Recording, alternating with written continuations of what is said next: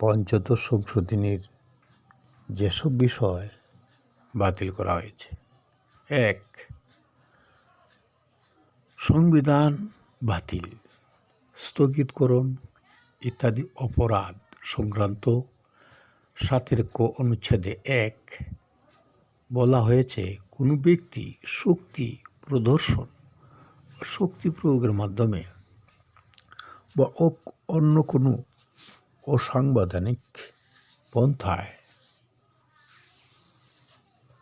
ক এই সংবিধান বা ইহার কোন অনুচ্ছেদ রদ, রহিত বা বাতিল বা স্থগিত করিলে কিংবা উহা করিবার উদ্দেশ্যে উদ্যোগ গ্রহণ করিবার ষড়যন্ত্র করিলে কিংবা খ এই সংবিধান বা ইহার কোনো বিধানের প্রতি নাগরিকের আস্থা, বিশ্বাস বা প্রত্যয় পরাহত করিলে কিংবা উহা করিবার জন্য উদ্যোগ গ্রহণ বা ষড়যন্ত্র করিলে তাহার এই কার্য রাষ্ট্রদ্রোহিতা হইবে এবং ওই ব্যক্তি রাষ্ট্রদ্রোহিতার অপরাধে দোষী হইবে।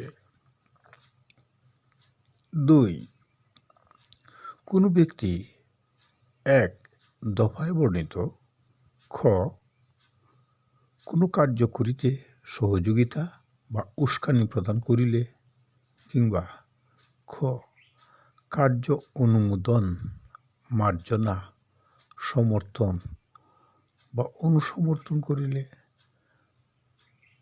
তাহার এইরূপ কার্যও একই অপরাধ হইবে। ৩.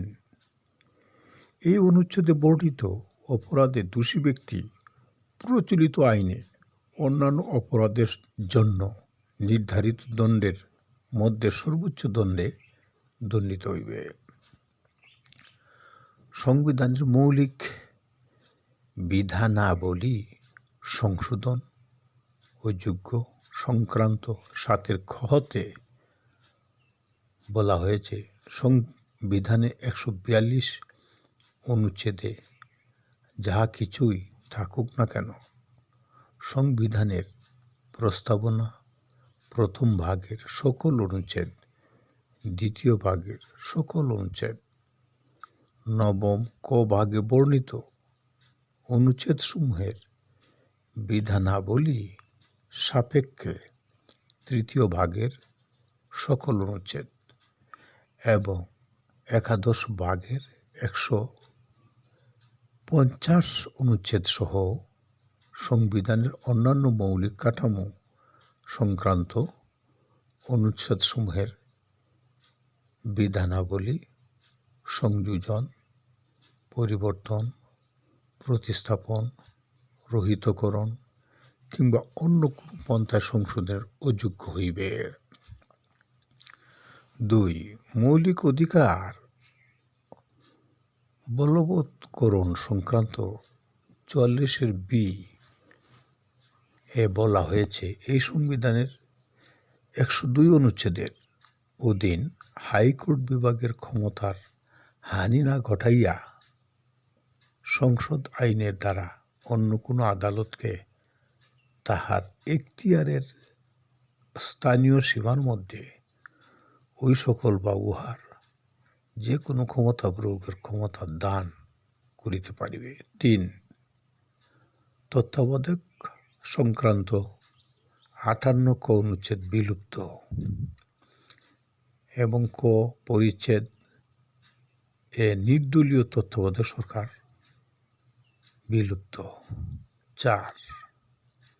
সংবিধানের বিধান সংশোধনের ক্ষমতা সংক্রান্ত গণভোটের বিধান বাতিল সংক্রান্ত ১৪২ অনুচ্ছেদ আদালত বলেছেন, গণভোট সংক্রান্ত ১২তম সংশোধনী এখানে বহাল হবে।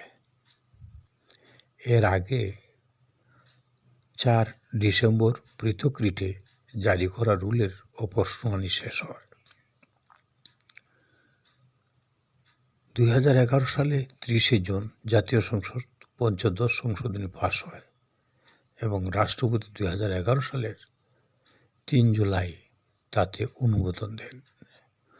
ওই সংশোধনীর মাধ্যমে তত্ত্বাবধায়ক সরকার ব্যবস্থা বাতিলের পাশাপাশি বঙ্গবন্ধু শেখ মুজিবুর রহমানকে জাতির পিতা হিসাবে সাংবিধানিক স্বীকৃতি দেওয়া হয়।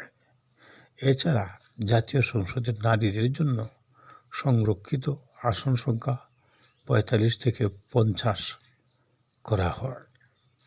সংবিধানে ধর্মনিরপেক্ষতা ও ধর্মীয় স্বাধীনতা পুনর্বহাল এবং রাষ্ট্রীয় মূলনীতি হিসেবে জাতীয়তাবাদ, সমাজতন্ত্র, গণতন্ত্র ও ধর্মনিরপেক্ষতার নীতি সংযোজন করা হয় ও সাংবিধানিকভাবে রাষ্ট্র ক্ষমতা দখলকে রাষ্ট্রদ্রোহ অপরাধ বিবেচনায় নিয়ে সংশ্লিষ্ট ব্যক্তিকে রাষ্ট্রদ্রোহের অপরাধে দোষী করে সর্বোচ্চ শাস্তির বিধানও যুক্ত করা হয়।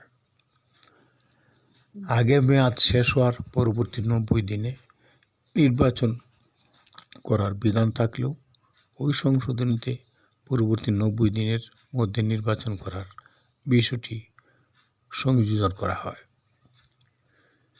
এই সংশোধনী বাতিলের নির্দেশনা চেয়ে হাইকোর্টে রিট করেছিলেন সুশাসনের জন্য নাগরিকের সুজন সম্পাদক বদিউল আলম মজুমদার সহ ৫ বিশিষ্ট ব্যক্তি। গত ১৯ আগস্ট হাইকোর্ট রুল জারি করেন। সংবিধানের পঞ্চদশ সংশোধনী আইন কেন সংবিধানের সঙ্গে সাংঘর্ষিক ঘোষণা করা হবে না জানতে চাওয়া হয় রুলে। পরে এই রুল সমর্থন করে সহায়তাকারী ইন্টারভেনার হিসেবে যুক্ত হন জামাতের ইসলামী সেক্রেটারি জেনারেল মিয়া গোলাম পরোয়ার, বিএনপির মহাসচিব মির্জা ফখরুল ইসলাম আলমগীর, গণফোরাম, বিভিন্ন ব্যক্তি ও সংস্থা। তাদের পক্ষে তাদের আইনজীবীরা বক্তব্য উপস্থাপন করেন। এছাড়া নওগাঁর রানীনগরের নারায়ণপাড়ার বাসিন্দা বীর মুক্তিযোদ্ধা মোহাম্মদ মোফাজ্জল হোসেনও রিট করেন।